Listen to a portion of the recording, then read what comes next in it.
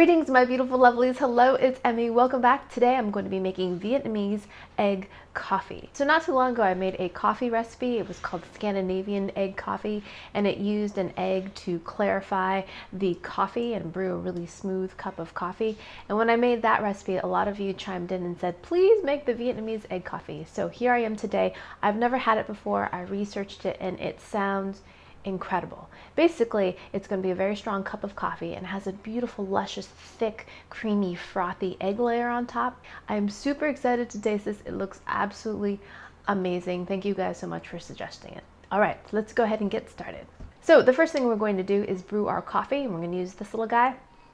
This is actually a big guy. This is a traditional Vietnamese coffee filter, and I actually have an old video, I'll put the link up there and there, to how to make the Vietnamese coffee, but again, I'll show you how to do it here. Usually the filters are much smaller. This is about twice the size. I lost my original one, so I had to purchase a new one, and this is the only size they had. So this is for sharing.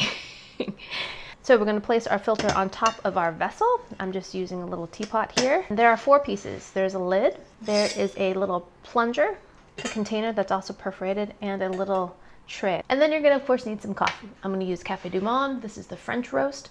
You can grind your own beans. You can use whatever coffee you would like. Since this is pre-ground, I'm going to use about 4 tablespoons. For an individual cup, you would have this. You would use 2 tablespoons. So I'm going to be pretty generous here with my coffee. So 4 tablespoons. So now we're going to place our plunger on top of the coffee, give it a few twists to kind of settle it down on top of the grounds. Now we're going to just pour a couple tablespoons of water right on top and let that soak in to kind of bloom the grounds a bit. So this is kind of a combination between espresso and drip coffee. Like drip coffee, it uses gravity to push the water through the grounds, but it's a little bit stronger than your typical cup of drip coffee. And so I'm going to slowly add a cup of water. You want to drip pretty slowly. So while this is dripping, we want to keep our coffee hot. You can add some hot water, and that will keep it nice and toasty while we make our egg topping. Alrighty, so next we're going to make our frothy whipped egg topping. And we're going to need some eggs. So I've gone ahead and pasteurized these eggs. You can go ahead and use raw eggs if you're comfortable with it. I went ahead and pasteurized these eggs to avoid any chance of contamination of salmonella. And the process of doing that is really, really simple. So you want to take your eggs out of the refrigerator and let them come to room temperature. Maybe let them sit on the counter for 15 to 20 minutes. If you use a cold egg and warm it up, there's a chance that you're not bringing your egg up to full temperature. So once they've warmed up, you're going to place them in a pot of water, completely submerged, and bring them up very gently to 140 degrees Fahrenheit. And you want to keep that temperature for about 3 to 5 minutes. You don't want it to be over 142 degrees, otherwise it starts to cook your egg. So once you've held the eggs at 140 degrees for 5 minutes, take them out, cool them in some cool water, and there you have it, pasteurized eggs. A really easy way to do this technique would be also to use a sous vide if you have one. A sous vide is a water heater, and it will maintain the temperature at whatever temperature you set it at. That's the easiest way because it maintains the temperature for you. No guessing, no checking, no worrying about the water getting too hot.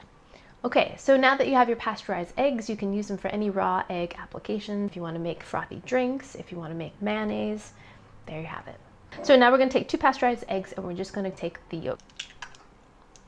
The egg, and I'm just going to grab the yolk. All right, 2 egg yolks. Now I'm going to take a hand mixer and beat this for 30 seconds or so. Medium, high speed. Once the yolks have been broken up a bit, I'm going to add 1 packet of vanilla sugar. If you don't have vanilla sugar, you can just add 1 teaspoon of sugar and a few drops of vanilla extract. There's vanilla sugar. All right, so beat that up for about a minute.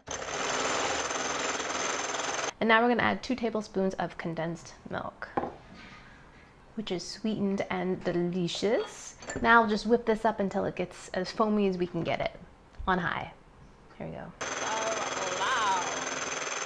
Let me show you what that looks like.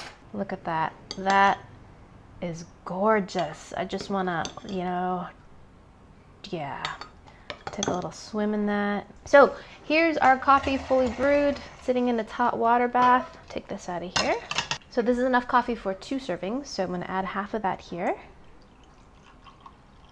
Now I'm going to pour my luscious egg cream on top.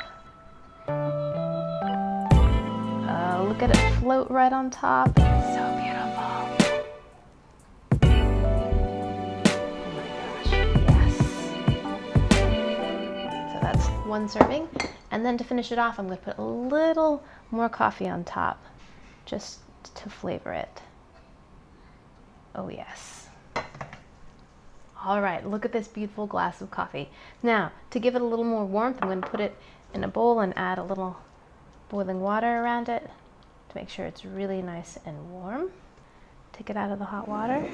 My Vietnamese egg coffee. Can't wait to taste it. Look how beautiful it is.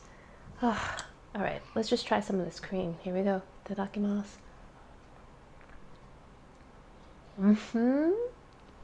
Oh man, that is good. It's sweet and frothy and rich. The bubbles are really, really tiny, so it has a really great frothy, foamy texture, and it's sweet and milky and delicious. All right, let's have it with the coffee. Cheers.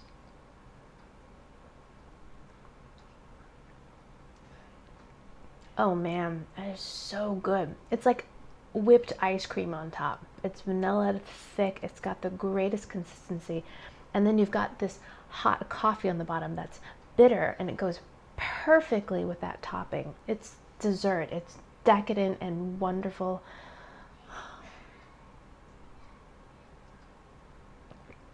Oh man, that's great. It works on so many levels, not only flavor, but texture. Consistency wise, this is just so much fun to consume because you've got the beverage on the bottom, but you've got this really thick, rich gauntlet that the coffee has to go through. So when it gets to you, it's just heavenly. I really enjoyed having it that way, but let's give it a little mix and see what happens that way.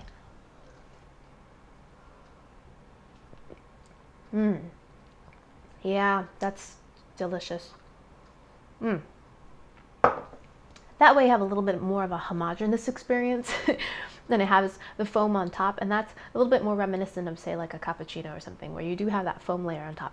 But this foam is a little bit different than, say, a cappuccino in the sense that it has more viscosity, it's more dense, it's thicker, and of course way sweeter. But you still have that similar kind of like kiss your lips with the foam experience. But this is just so delicious. I don't usually have my coffee sweetened too, and this is just a treat.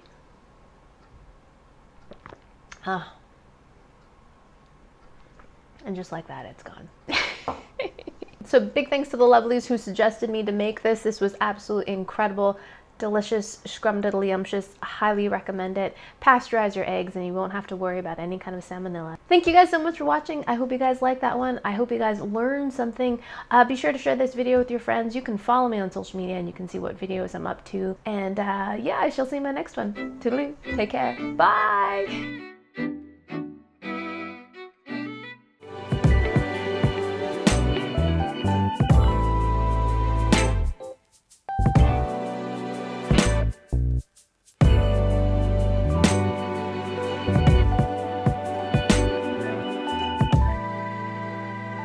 It does make me a little bit phlegmy though. What does that say? Phlegm, foam, egg foam, phlegm.